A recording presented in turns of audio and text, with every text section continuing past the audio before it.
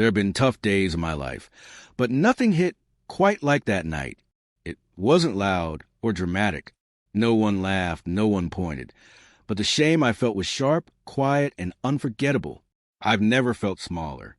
It was my own birthday, and somehow I felt like a stranger in the middle of it all. Music playing, people smiling, drinks flowing, and then my wife Karen, laughing like a schoolgirl with her ex-husband. Yeah, her ex. She invited him. It had taken weeks to plan the night. I wasn't going for anything flashy, just a good time, grilling in the backyard, music, close friends. I invited people I enjoyed being around. A few of her friends, too, because that's how we always did things.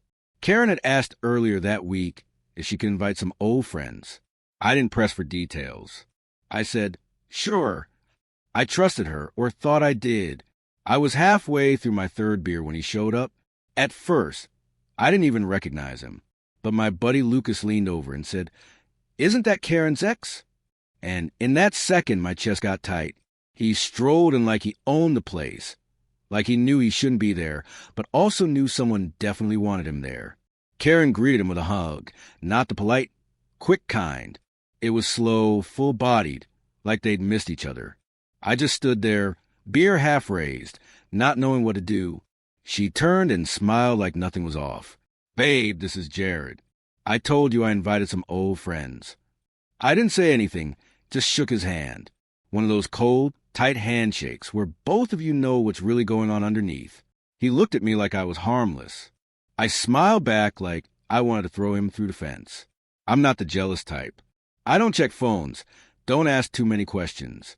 I notice things, sure, but I don't obsess. But that night, watching her orbit around him, touching his arm, laughing at things that weren't even funny, tilting her head that way she does when she's locked in, it burned me in places I didn't know existed. She didn't even have the excuse of alcohol. She was sober. Every move she made, every smile, every glance, it was all deliberate. That was what killed me. It wasn't careless. It was chosen. And everyone saw it. Nobody said anything, but I could feel their eyes, the kind of silent witnessing that makes your skin crawl. I remember standing at the grill, like everything was normal, flipping burgers while Jared told some story about Italy. Karen was beside him, glowing. I wasn't in the story. Hell, I wasn't even in her view anymore. She looked through me like I was furniture. Lucas came over at one point, asked if I was okay. I lied, said I was tired. What was I supposed to say? That I wanted to drag my wife out of the party and ask her why she invited a man who clearly still had a place in her heart? But I didn't, because I don't explode. I absorb. I smiled for photos, passed out drinks, even made a toast, because Karen asked me to. The whole time, I watched them, studied the way she leaned into him, the way her eyes lingered even when he wasn't looking. This wasn't harmless nostalgia. This was something alive. After everyone left, the silence in the house felt deafening. Karen came up, kissed my cheek, and said, "That was nice, wasn't it?" I just looked at her, really looked, and realized I didn't recognize her anymore. "Yeah," I said, "it was something." She went to wash off her makeup, said she was exhausted. I just sat there in the dark, staring at a half-finished glass of whiskey. Something in me shifted. She thought I'd just take it, that I'd stay quiet, swallow it like always. She didn't know what I'd been thinking or what I'd been noticing. We'd been together for years, lived on the same roof, shared a bed, split bills. But now I saw it clearly. There had always been a separate world she kept hidden, one I was never allowed to enter. Jared wasn't just in her past. He had never fully left. When we met, she was already divorced. She told me the basics, his name, the years they were married, a vague mention that it just didn't work. She said they didn't talk anymore. I took her at her word. Everyone has a past, right? I didn't dig. But looking back, the clues were there, little things that only make sense after everything blows up. A distant look on her face when she scrolled through old photos. When I asked what she was thinking, she'd say, "Just remembering when life was lighter." I thought she meant youth, simpler times. Now I know she meant him. His name popped up in her stories. Not in a bad way, not even as a mistake. Just there, present, like a shadow she never stepped out of. They used to take trips, go dancing. He was always part of the story she told about before. There was one night we were watching a comedy special, and the comic joked about that one ex who still lives in your phone even if you act like they're gone. Karen laughed a little too hard. I joked, "You still got him saved?" She said, "Of course not." But something about the way she said it didn't sit right. I checked her phone the next day. No Jared, but there was a J, taxes. She never did her own taxes. I always helped with that. Still, I didn't bring it up. I told myself I was being paranoid. I didn't want to be that guy, the insecure husband who goes through her stuff. She talked in her sleep, sometimes. One night, clear as day, I heard her whisper, "Jared, stop." I didn't wake her, didn't mention it, just lay there beside her, wondering why his name still sounded so fresh coming out her mouth. Any time I tried to talk about it, even gently, she got defensive. "You think I'm still hung up on a guy I divorced years ago?" Really, she made me feel like I was the problem, like I was crazy for even noticing. And that's how it works, right? You end up apologizing for having instincts. We bumped into him once at the grocery store. I saw her light up in a way she hadn't in years. She fixed her hair in the freezer door's reflection, straightened her clothes, hugged him longer than she hugs her mom on Christmas. I stood there like a prop. They laughed at some inside joke. He looked at me and said, "So this is the lucky guy." Karen didn't affirm it. She just smiled. That's when I knew. I wasn't her first choice. I was her fallback, the safe one, the one who wouldn't hurt her, the one who listened, stayed calm, didn't demand too much. I gave her stability, and in return, she kept a space in her heart reserved for someone else. I'm not perfect. I know that. But I showed up. I was loyal. I made her feel loved. Never questioned. Meanwhile, I spent years feeling like an outsider in my own relationship.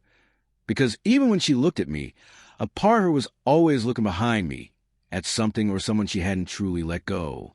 She never really stopped wanting him, you know? So when she invited him to my birthday party, of all things, it wasn't just a clueless move. It was deliberate. People don't bring the past into a room unless there's something unresolved, something still alive. And the way she touched his arm, the way she laughed just a bit louder around him, it wasn't harmless nostalgia. That was emotional intimacy that had gone quiet, not gone away. And that night, she gave him the stage, and he performed all over. What was left of my pride? What people don't get as revenge isn't always some loud explosion. It's not broken plates and shouting matches. The most effective revenge is quiet.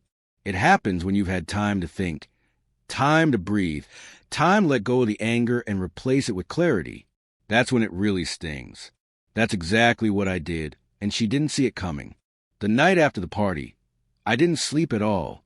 She, on the other hand, was out cold, as if her conscience had nothing to answer for.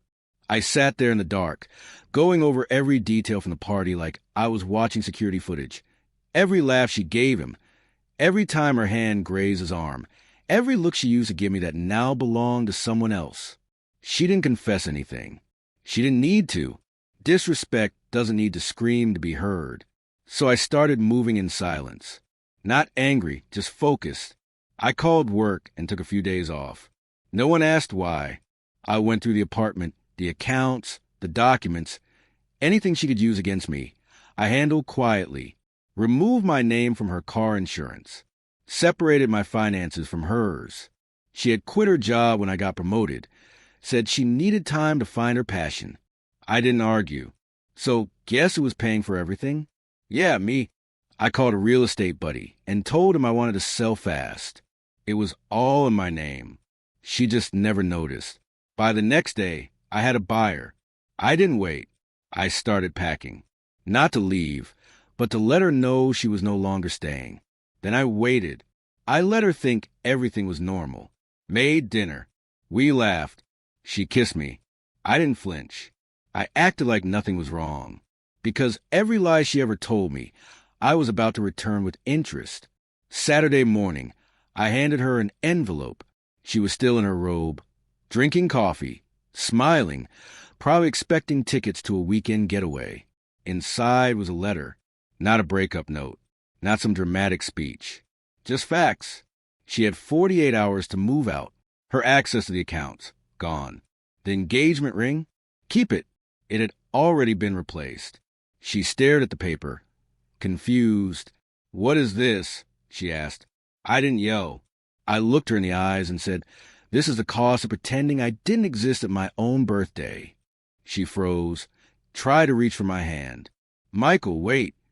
I stepped back, told her, "You invited your ex to my celebration. You touched him. You smiled at him like I wasn't even there. You embarrassed me in front of people who mattered to me. And worse, you were completely sober. You meant it." She started sobbing, the kind of cry that might have pulled my heart before, but now it just sounded like noise. She swore it meant nothing, that she missed the version of herself she used to be around him. I laughed, then go be her again, just not here. She begged for a conversation, pleaded with me not to throw everything away over one night. I told her she was the one who threw it away. Every day she kept them alive in her heart. I grabbed my keys, told her she could cry all she wanted, but she was still out by Monday. What she didn't know was I'd already told building management, changed the door code, cut her phone line. She was on my plan, and when she tried, called Jared. Straight to voicemail. He'd gone quiet, too. Turns out he had a fiancé in another city and didn't want the drama. Within days, her whole world collapsed. The same woman who smiled like she owned a room at my party was suddenly calling around for a place to stay. I didn't block her. I just never answered. Because real revenge isn't loud. It's showing someone they never had you, not the way they thought they did. You know what's underrated? Peace. That moment when your phone doesn't buzz with anxiety. No long emotional texts. No guessing games. Just stillness. That's what I found after she left. No, I never took her back. Not even when she messaged me 6 months later saying she was healing and finally understood what she lost. She did lose something, but so did I, and we both had to live with that. People asked if I started dating again, assumed I dove into rebounds, flings, all that. I didn't, not because I couldn't, but because I didn't want to.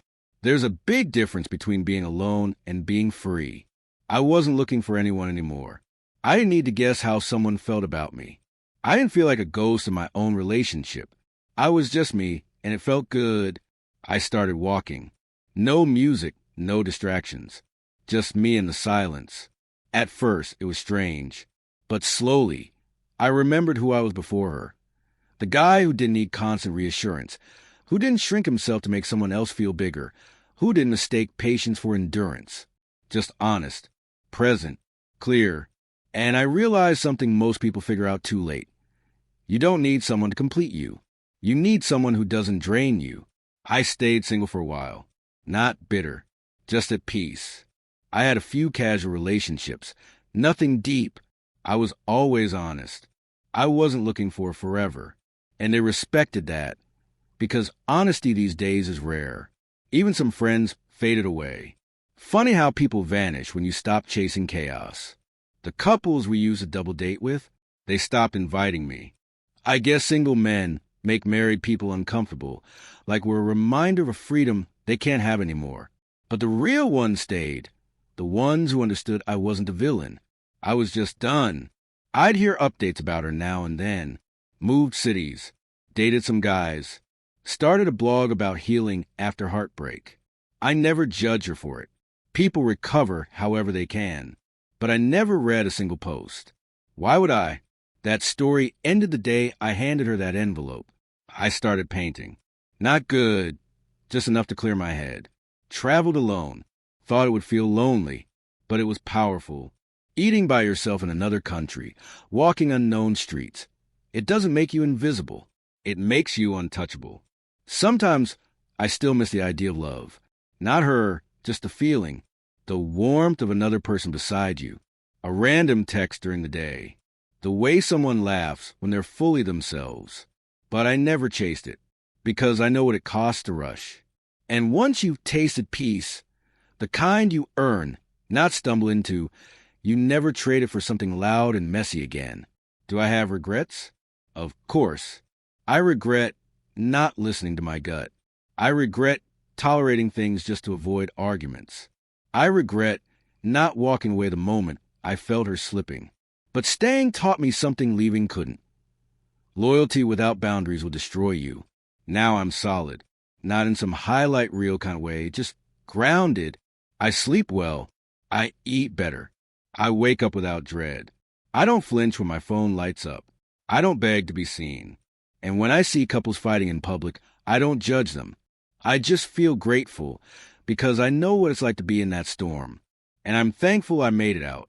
Will love find me again? Maybe. But I'm not waiting around like it's a reward.